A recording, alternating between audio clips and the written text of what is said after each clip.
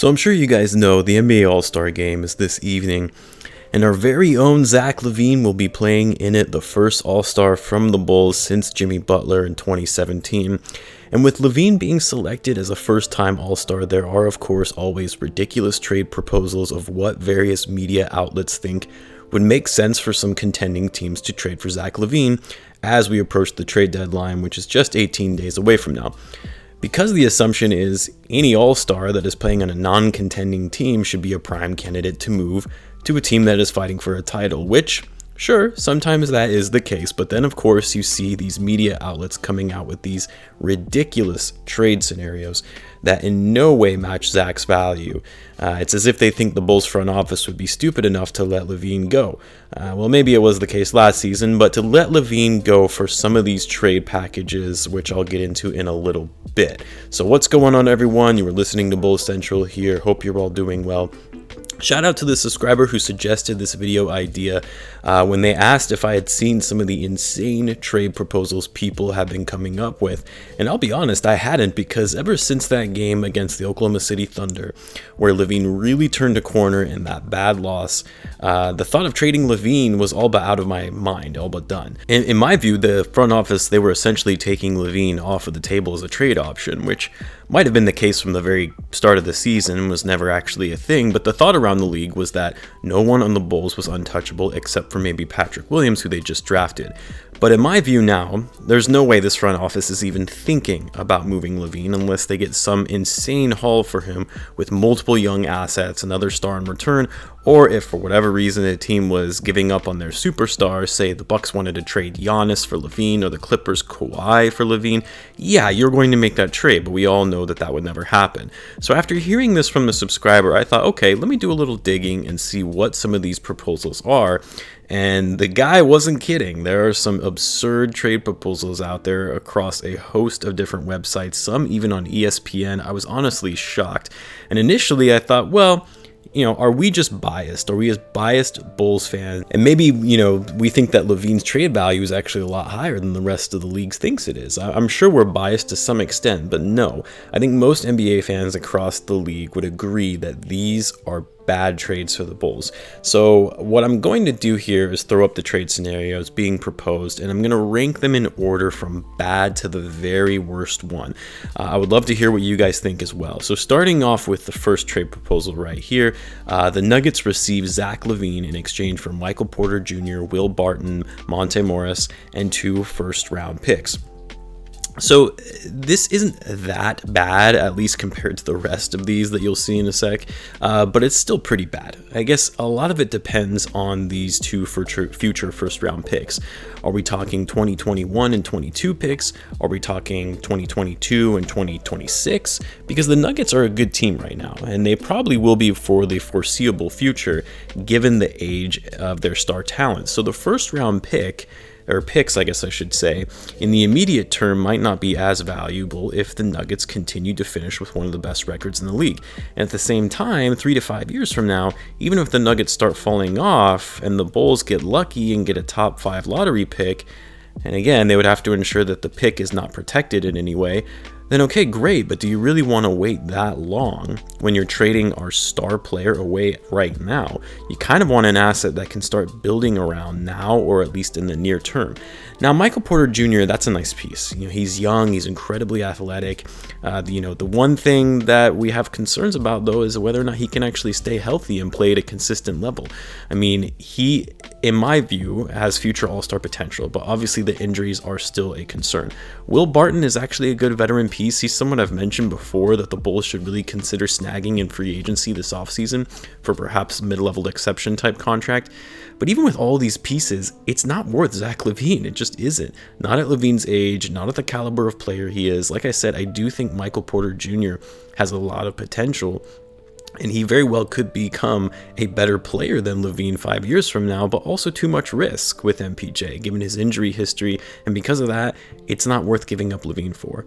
The next one, ironically enough, is also with the Nuggets. For Lavine, the Bulls would receive Gary Harris, which, by the way, the Bulls traded away to move up in the draft to get Doug McDermott, thanks Scarpax. RJ Hampton, Bol, the Nuggets 2021 and 2022 first round picks, which would be a pick swap for 2022 and then also 2024. I mean, this certainly is quite the haul for Zach Lavine. I mean, we're talking about a solid rotational player in Gary Harris, who's still relatively young. RJ Hampton, an okay piece, but nothing to get too excited about. Bol, who I actually really like. I think, he would be a good addition to the Bulls, given we need a center. He's young and he has upside potential, but I also do worry about his longevity, given his size and his frame. And then finally, these are a lot of picks, 3 first-round picks in total. 2 of them are pick swaps, though. So overall, what makes this trade proposal not as bad, is that it's a large haul for Lavine, young talent and assets to go with it, but still not good enough for a guy Lavine's caliber, in my opinion. Let's go to another trade. Now we're going to switch gears and go to some of the more ridiculous ones. This one is for a trade with the Lakers. We've got Kyle Kuzma, Tucker, Caldwell Pope, Alex Caruso, and a 2027 first round pick. Really, 2027? We're talking about 6 years from now? I mean, the good thing is the Lakers will probably be back to the bottom of the West by then, after LeBron retires and AD bounces. But what? No. In what world does this trade ever make sense for the Bulls? Kuzma, I've never really been high on him, by the way. I think he got hyped to the extreme after having a good rookie season that turned heads because he showed out better than Lonzo Ball did, and people were somehow shocked by that. Tucker? Who? KCP? No thanks. He had some decent moments, but too inconsistent and on an inflated contract for someone of his caliber. Caruso, again, another a decent player who's had some decent moments, but still not worth a trade for Lavine. And then the first round pick, 6 years from now? No, it's like people think Gar Pax is still running things around the front office, and that the front office would actually go for something like this. And then it keeps getting worse, guys. Let's put up the next one. This one, with the Heat, Lavine for Goran Dragic, and 2 future firsts. Come on, Dragic is a great player. He's had himself a nice career, but he's 34 years old. He's been on the decline in recent years, and we're really about to trade a 25-year-old all-star for Dragic. I know he would help in the playmaking department, but at the expense of Lavine? What's playmaking if you don't have Lavine? I know this also includes 2 future firsts, which is sure, it's nice, but I've honestly never been a big fan of trading draft picks. As I'm sure if you've been following my channel for a while now, I am of the opinion that the draft is a complete crapshoot. You could honestly get very lucky in drafting an all-star or even superstar caliber player, whether it's early or even late in the draft. At the same time, you might select a player on the surface, looks great to be a very promising prospect, and turns out not to amount to anything in the NBA. So the 2 first-round picks, in my opinion, are not even close to being able to make enough of the trade worth it for Zach Lavine. We'll stick with the Heat on for this next trade, which is even worse. In this one, the Bulls are not only sending Zach Lavine, but also Lauri Markkanen, arguably our 2 best players, young players, in exchange for Duncan Robinson, Goran Dragic again, Avery Bradley, and 2 future firsts. I honestly don't even know how they come up with these trades. It's as if they, no one cares about the Bulls and let's just try to make every other team better except them. Duncan Robinson, he's been nice. He had a great season last year, a great run in the bubble, but I honestly think it was a bit of an anomaly for him.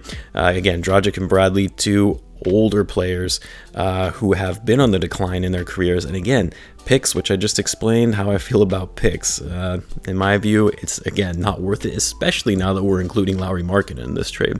And then finally, let's go to the worst of the worst. We've got a trade proposal from the Charlotte Hornets, of all teams, in which we would trade Zach, Thaddeus Young, and Luke Kornet for Terry Rozier, Miles Bridges, Malik Monk, Cody Zeller, and the Hornets' first-round pick, top 5 protected. I don't know if I even have to explain why this trade is so ridiculous, but I will. Let's start with the fact that not only this includes Zach Lavine, but also Thaddeus Young, who has been one of the Bulls' most valuable players this season. Obviously, there has been a lot of talk of trading for a guy like Thaddeus because of his age and long-term fit with the Bulls, but also the fact that he's considered a valuable trade asset for them. I don't agree that he should be traded, but regardless, his trade value is high right now. So you have 2 incredibly valuable assets for the Bulls in Lavine and Thaddeus Young in this trade. Luke Cornett is whatever, that would likely just be a throw-in at this point. So these players, for this meh haul from the Hornets, Terry Rozier, yes, a good player, but nothing even close to what we have in Lavine and Thaddeus Young. Miles Bridges, Malik Monk, I mean, yes, young players with some upside potential, but neither of which I feel will turn into all-stars. Zeller, no thanks.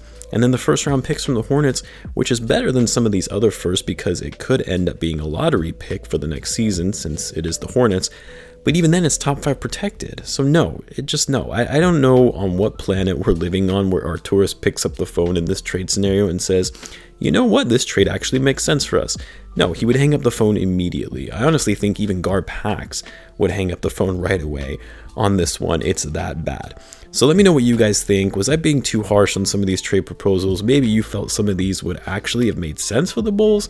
Maybe you thought I wasn't being critical enough, especially in the first couple ones that I felt were bad, but not that bad. Maybe you felt I got the order wrong and ranking some of these from bad to worst. Let me know in the comments. Guys, I hope you enjoy the All-Star festivities today. I likely won't have another video out until tomorrow so I can spend a little time with my family. Be sure to subscribe if you're a Bulls fan, as I post daily Bulls content. And as always, guys, thanks for tuning in. I really appreciate you, and I will catch you in the next one.